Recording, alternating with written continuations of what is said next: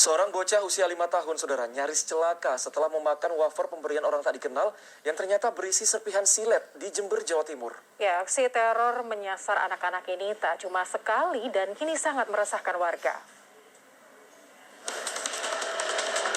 Polisi langsung mendatangi rumah korban begitu mendapati laporan tentang wafer berisi benda tajam di Jalan Cempedak, Kelurahan Jember Lor, Kecamatan Patrang, Jember, Minggu siang. Korbannya yakni bocah berusia 5 tahun yang beruntung tidak sempat menelan wafer tersebut. Setelah diperiksa petugas, di dalam wafer terdapat puluhan benda tajam seperti potongan silet dan logam tajam lainnya. Bocah yang masih duduk di bangku sekolah taman kanak-kanak ini tiba-tiba diberi 3 bungkus wafer oleh orang yang tidak dikenal.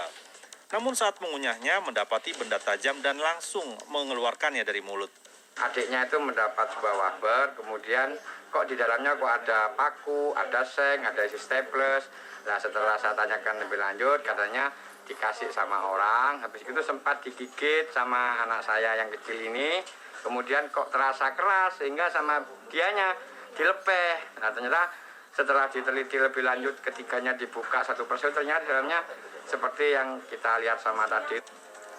Peristiwa tersebut bukan kali pertama. Dalam beberapa minggu terakhir, setidaknya ada 5 laporan serupa yang mana TKP-nya masih di seputaran kota Jember dan sasarannya adalah anak-anak. Kondisi ini pun memicu keresahan warga, terutama para orang tua. Apalagi di tengah pandemi COVID-19, saat anak-anak banyak menghabiskan waktu di rumah karena masih menjalani pembelajaran daring.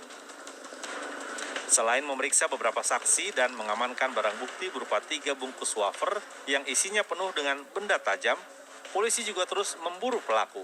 Saat ini kami sedang berupaya untuk mengejar si pelaku untuk mengetahui motif dan tujuannya apa dia menyebarkan wafer tersebut kepada anak-anak di lingkungan Jalan Cimpedak RT 3 RW 8 tersebut.